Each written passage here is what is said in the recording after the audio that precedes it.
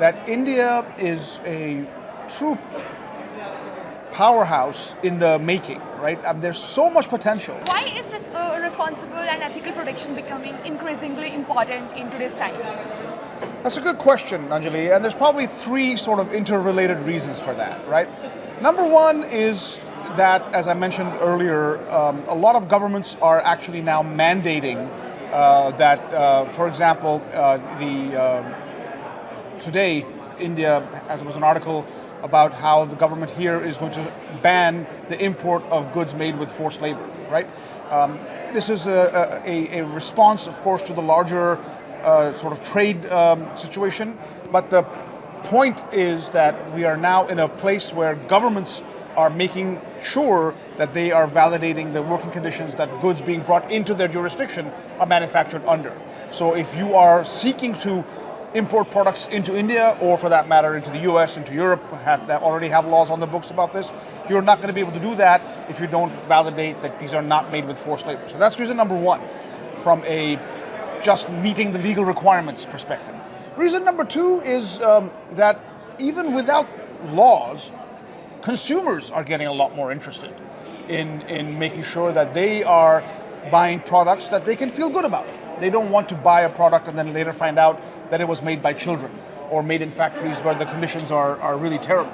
So that's been a motivating factor, and with consumers now more able to access information in ways they couldn't 20, 30 years ago, that's another reason that's driving the importance of this.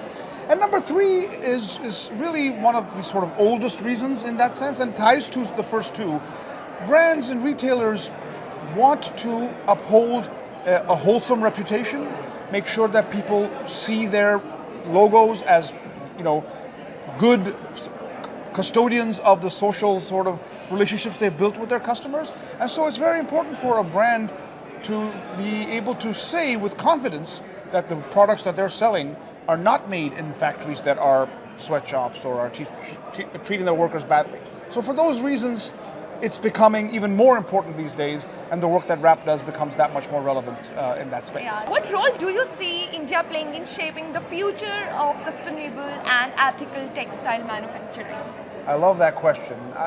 I have long said that India is a true powerhouse in the making, right? There's so much potential already. I mean, this trade show displays the prowess India already has, but there's so much more that can happen here, both in terms of obviously the domestic market growing, but also as an export player.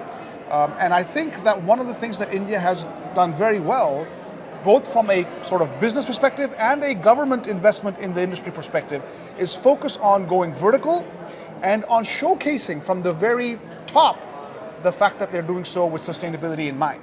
Right? In fact, if you look around sort of the Bharat Tex marketing stuff, it talks about textiles, it talks about fashion, and it talks about sustainability.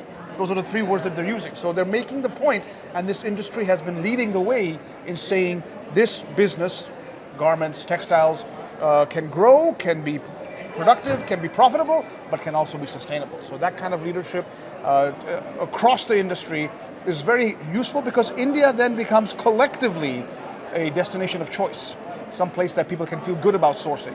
And I really think that there's great potential. I am admittedly a little bit biased because I have a long history with this wonderful country. My father was a diplomat, and we were posted to Delhi for a while. और बचपन में दिल्ली में रहने के बाद 10 साल के लिए थोड़ी बहुत हिंदी बोलनी भी सीखी है मैंने, जैसे आप देख रहे हो. So it's always good to see India prosper, and I'm always a big fan of making that possible and helping out with the work that RAP does in that regard too. How do you see India at a global level? If we talk about the textile industry and like also about the manufacturing and all, so how do you see where does India stand today? Well, I think from an apparel perspective, India is certainly a top 5, if not top 3 player. From the US market's perspective, China is still the number 1, Bangladesh, Vietnam kind of compete for 2 or 3. And then Indonesia is also growing, but India is probably right up there in that 3rd, 4th, 5th position. But as I already mentioned, Anjali, I think India has the potential to do even more. In some ways, the fact that there is such a large domestic market is what's holding India back on the international front, because there's so much market here already, there isn't that much of an incentive to need to export. But I really, Vietnam is growing, but I think India is also growing from certainly exports to the US perspective, but also to Europe. So I really think there is a lot of potential. Some of it is already being realized, but there's even more potential, and I'm looking forward to seeing that come to fruition as well.